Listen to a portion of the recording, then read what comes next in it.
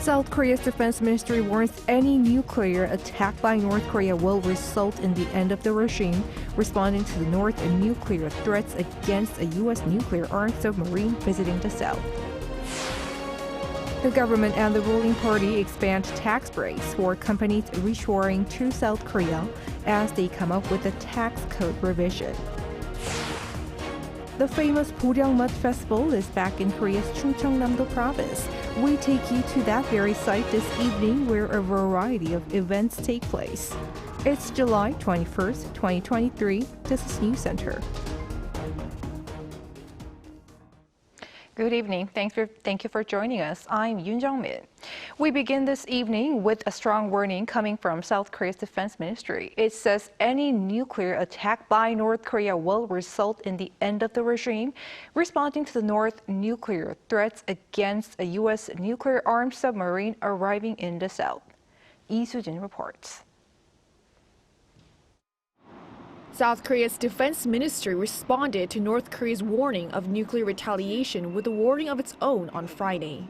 The ministry said that just as South Korea and the U.S. made it clear during the NCG meeting, North Korea will face an immediate, overwhelming, and decisive response in the event of any North Korean nuclear attack against the alliance that will result in the end of the North Korean regime. North Korea has heavily criticized the docking of the USS Kentucky, a nuclear-capable strategic submarine in South Korea, and the launch of the South Korea-US Nuclear Consultative Group as a blatant and direct nuclear threat.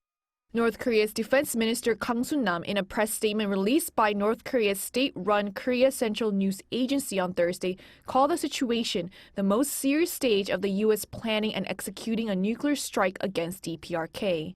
He added that the DPRK's law on nuclear force allows them to take a necessary course of action when it is clear that a nuclear weapons attack on the country has been carried or is imminent. Kang emphasized that the deployment of strategic weapons such as the nuclear-capable submarine falls under the conditions of North Korea's nuclear doctrine that allows the use of nuclear weapons in retaliation. He also said that using military force against North Korea will lead to disastrous consequences for both South Korea and the United States. The USS Kentucky arrived in the southeastern port city of Busan on Tuesday, the first port call from a U.S. ballistic missile submarine in Korea in 40 years. On the same day, the first meeting of the South Korea-U.S. Nuclear Consultative Group was held in Seoul. The Pentagon responded to the statement on the previous day, saying that the submarine's port call to Busan was a planned military exercise stemming from South Korean President Yoon Suk-yeol's visit to Washington in April, emphasizing that the move was part of its commitment to extended deterrence in response to North Korea's continued nuclear threats. The port visit was also referred to as a representation of South Korea and the U.S.'s ironclad commitment to defense. The Pentagon also said that South Korea and the U.S.'s efforts to protect their citizens from North Korean nuclear threats do not violate UN Security Council resolutions, unlike North Korea's nuclear provocations. Lee Soo-jin, Arirang News. The meeting of top nuclear delegates representing South Korea and the U.S. perhaps couldn't have come at a more critical time. Meeting in Tokyo, they reaffirmed to work together to cut off illicit funding for North Korea's missile programs and urged China to play its role. Our foreign affairs correspondent Bae Eun-ji has more. Following the recent series of ballistic missile launches from North Korea, South Korea's top nuclear envoy Kim Gun held a meeting with his American counterpart Sung Kim in Tokyo, where they strongly condemned the regime's nuclear threats that have been raising tensions on the peninsula. Seoul's foreign ministry said the two sides decided to strengthen cooperation to cut off funding for Pyongyang's ballistic missile and weapons programs, such as illicit cyber activities, overseas workers, and illegal ship-to-ship transfers. The two officials also said they will continue to communicate with China, a permanent member of the UN Security Council, to encourage Beijing to play what they called a responsible and constructive role. Friday's meeting comes a day after the officials met for a trilateral meeting with their Japanese counterpart, Takehiro Funakoshi. The three reaffirmed their commitment to achieving denuclearization on the Korean peninsula. We will strengthen our close communication and coordination to bring North Korea back to the path to denuclearization. One expert told Arirang News that because of the COVID-19 situation and the economic sanctions on North Korea, illicit cyber activity involving IT workers is one of the very few ways for the regime to find hard currency. He also said that Seoul and Washington's efforts to cut off these activities have so far been working. So South Korea and United States detected this whole situation and tried to block all those the illegal activity of the North Korea, and it's quite successful so far. And because this is a very important route to get the fund for the North Korean regime, especially for the Kim Jong-un, for the developing nuclear missiles. In April, South Korea and the U.S. simultaneously slapped sanctions on a North Korean banker tied with the North's illicit cyber activities, making it the first time that the two countries have both simultaneously imposed sanctions on the same individual in the cyber field. 배은지, Arirang News. The U.S. continues looking into the whereabouts of Travis King, an American soldier who has recently crossed the border into North Korea. The Pentagon says it still hasn't heard from the regime on the incident. Or Choi Min-jung with more. Washington is continuing to work toward the safe return of the U.S. service member Travis King, who defected into North Korea earlier this week. But despite such efforts, the Pentagon on Thursday said it was unable to obtain any information about King's whereabouts or well-being. We don't know his condition. We don't know where he's being held. We don't know the status of his health. The Pentagon spokesperson said the U.S. has not heard any communication or correspondence from North Korea about this incident. There is no sign of engagement from the North Koreans. We've always wanted to ensure that there is military-to-military cooperation and communication, but sadly, there's not on the North Korean side. North Korea has remained silent about King. In the past, North Korea state media has reported on the detention of U.S. nationals. The 23-year-old American soldier stationed in South Korea fled across the inter-Korean border into North Korea on Tuesday, while on a group tour of the joint security area located along the demilitarized zone that separates the two Koreas. The Pentagon said the U.S. Army has launched an investigation into this incident, which is being led by its counterintelligence personnel in coordination with U.S. Forces Korea. It was again reiterated that its key priority is to bring King home. Choi Min-jung, Arirang News.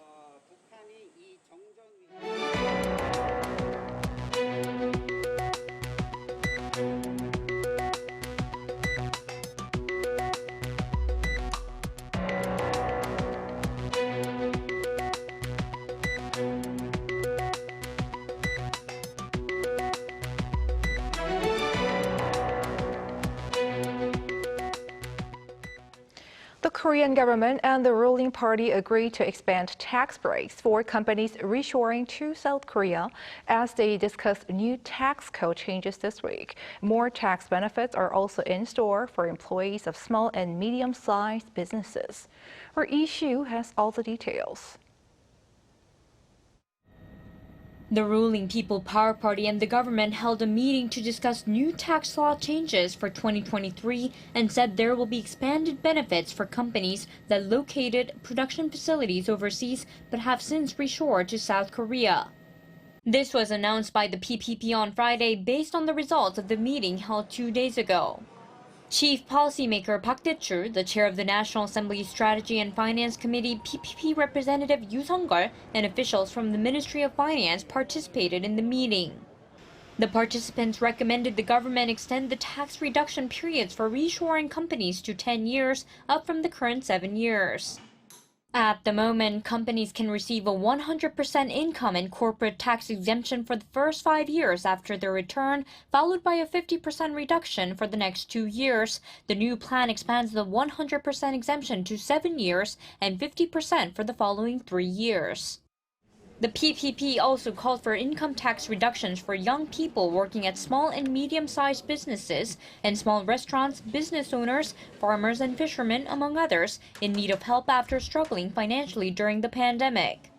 The party noted that the government said it would reflect on such requests in its new tax changes. The party and the government will also double the current limit on non-taxable income for maternity and childcare benefits from the current 100,000 Korean won to 200,000 Korean won, or around $156. This is to combat the low birth rate, aging society, and the declining population in rural areas, the party explained. They also agreed that South Korea's economy will improve in the second half of the year, but acknowledged that active tax administration is needed amid the uncertain global economic situation and high inflation and interest rates. In addition, the PPP vowed that it would do its utmost best to, quote, reignite the growth engine of South Korea's economy and lead the nation into taking a new leap forward. 이시후, Arirang News. The nation's finance ministry says it'll mobilize all possible measures for a swift recovery and restoration from the damages caused by recent downpours. Or Moon Hae-ryun has details of this financial support plan. The monsoon season, which has devastated the country for the past few weeks, caused significant damage to infrastructure, farmland and residential areas. Finance Minister Chu Kyung-ho addressed these problems and laid out a plan to support those affected at an emergency ministerial meeting on Friday. With more than 17,000 people being displaced from their homes due to heavy rain and over 2,000 still unable to return to their homes, the government will be using the budget set aside for natural disasters to fund the restoration of residential areas. Tax support for those affected will also be provided, such as a temporary extension of tax payment deadlines. Farmland was also heavily damaged in the downpours. Over 340 square kilometers of farmland was submerged in water, 6 times more than during last year's monsoon rain. For scale, this is the equivalent of nearly 50,000 soccer fields. The government will come up with a sufficient compensation plan as quickly as possible by evaluating the damage and actively taking suggestions from those on site. The plan includes funding for restoration to compensate for damaged crops and equipment, as well as for livestock killed in the flooding. Farmers affected will also be able to claim insurance within a month of claiming for their crops and land. And as a consequence of the flooding, prices of food products such as lettuce and chicken are expected to become increasingly unstable. The government will attempt to stabilize the supply chain by funding the replantation of vegetables in greenhouses.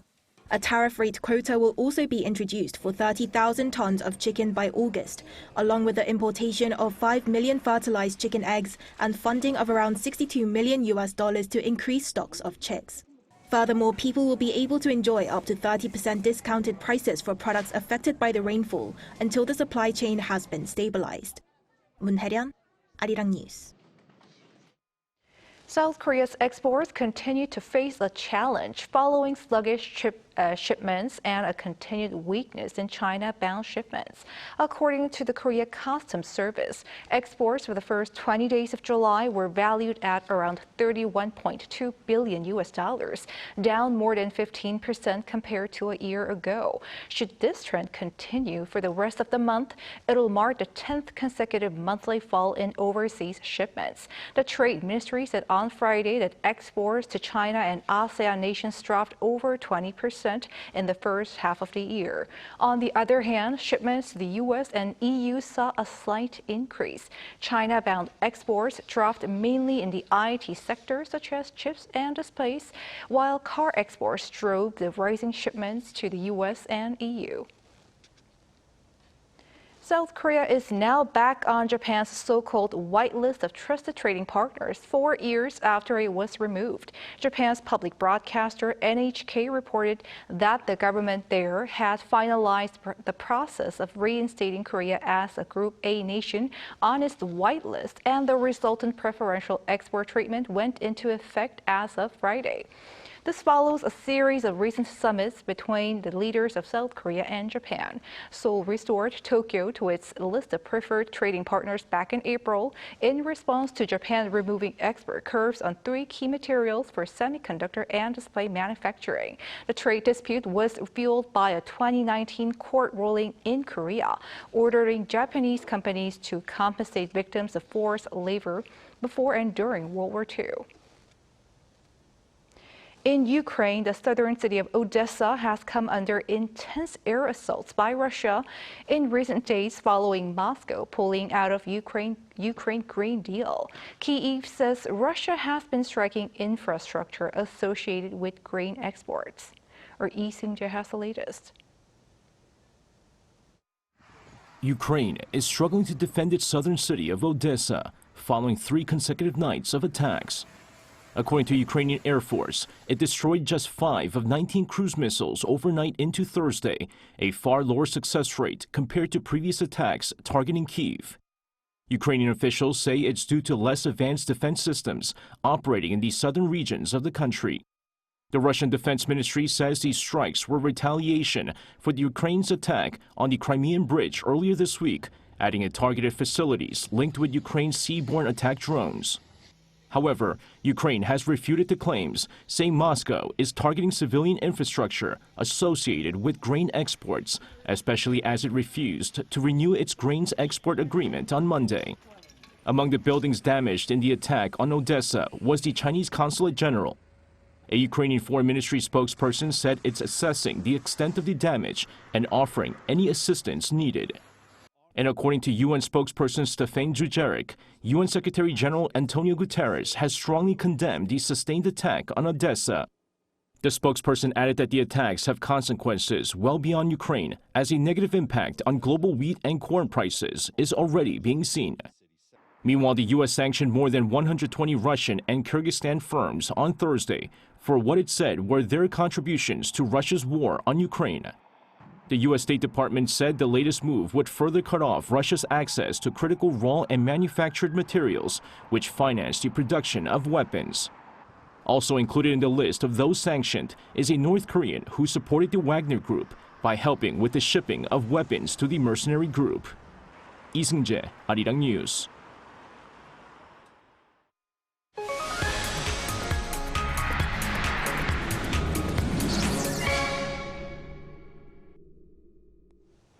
Today is Chungbok here in Korea, one of the 3 hottest days of the year. With heat wave alerts issued across the country for our arts and culture segment this week, Song Yujin is out to show us one of a way to beat the heat. Yujin, I kind of guessed as I see your face, but first of all, where are you? Well, hello, Jongmin. I'm currently at Daecheon Beach in Boryeong City in South Korea's Chungcheongnam-do province. We're roughly about a 2.5-hour drive south from capital Seoul. And the reason why I'm here, not in the studio, is, as you can see from my face and also the people behind me, today marks the start of the famous Boryeong Festival. Now, for those who may not be familiar, you might wonder why Boryeong for mud.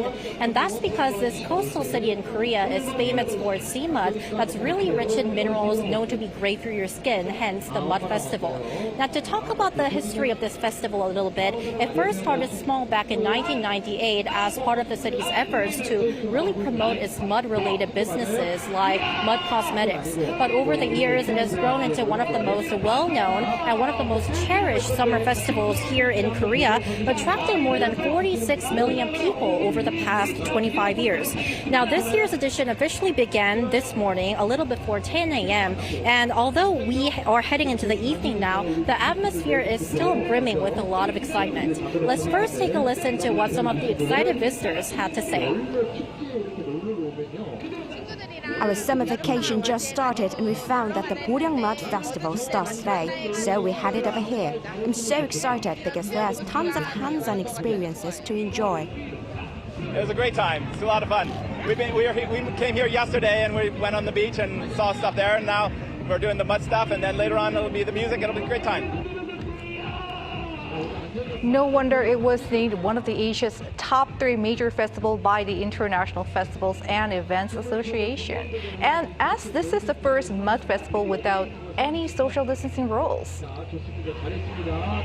You're right, Jongmin. That's why the staff here say that this year's festival is back in full scale for the first time since 2019, which is before COVID-19 hit the world, and they expect a total of 3 million visitors to hit the festival this year. And to cater to this need, the festival this year will run about a week longer when compared to last year. It will run for a total of 17 days. And to give you a little bit of a sneak peek, all the regular attractions are back, such as the giant mud pool, the mud slides, and also the steeplechase. But the highlight this year is actually the newly added attraction called the mud barbecue, where people hang onto a rotating pole, trying not to fall into the mud pool. And to make the festival more enjoyable for everyone, the festival has expanded the size of its family zone for kids, and for the first time, it has also introduced a mud pool for dogs for pet owners. And if you're really into beauty and if you want to try out mud cosmetics too, you you can try mud spa indoors too. And I also heard that there will be other events taking place there besides mud-themed ones. What are those? Well, you're right, Jongmin. So EDM concerts, EDM performances will take place 3 to 4 times a day here at the Mud Square every day. And also tomorrow there will be the World K-pop Festival featuring a lot of K-pop groups such as A-Pink and On and Off.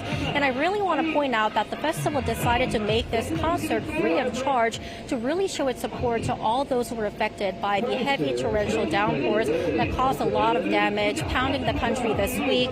And separately, world-renowned singer Psy will also be holding his Summer Swag concert next Saturday, as well as the World DJ Festival on August 5th. So I want to say that the festival is jam-packed with a lot of exciting activities and performances too.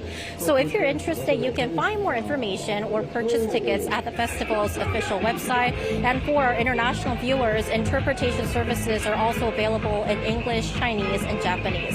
So if you're trying to have some muddy fun this year, Boryeong is the place to be. That's all I have for now. Back to you, Tony. Definitely. Thanks, Yujin. Have some fun there.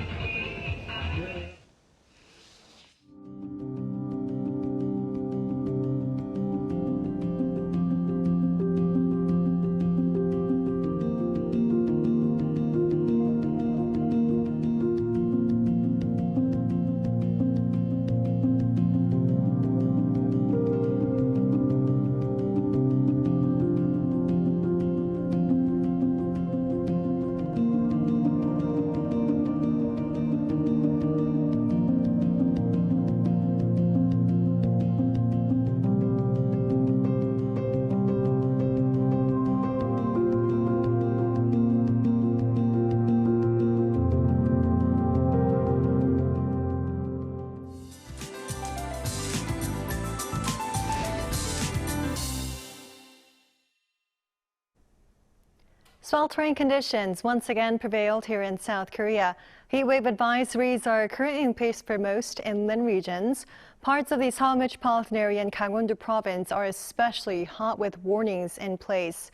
Although we do have frequent showers in the forecast for the next few days, chances are high that some regions will continue to be under heatwave alerts.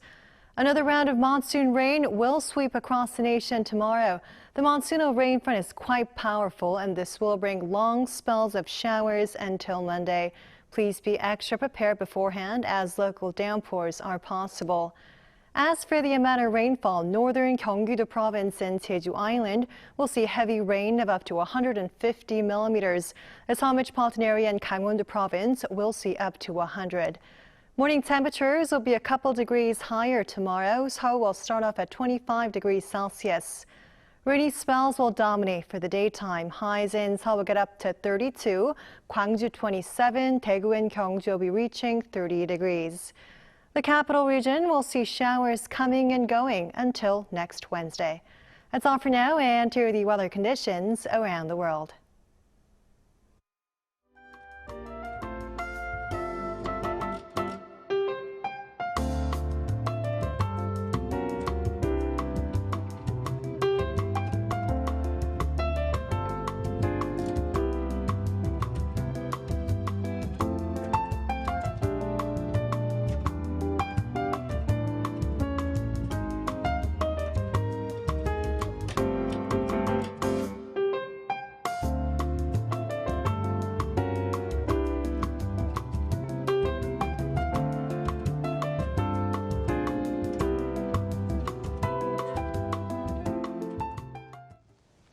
That is News Center for tonight. Thank you for watching. Heavy rain is forecast again for the weekend. Do stay safe.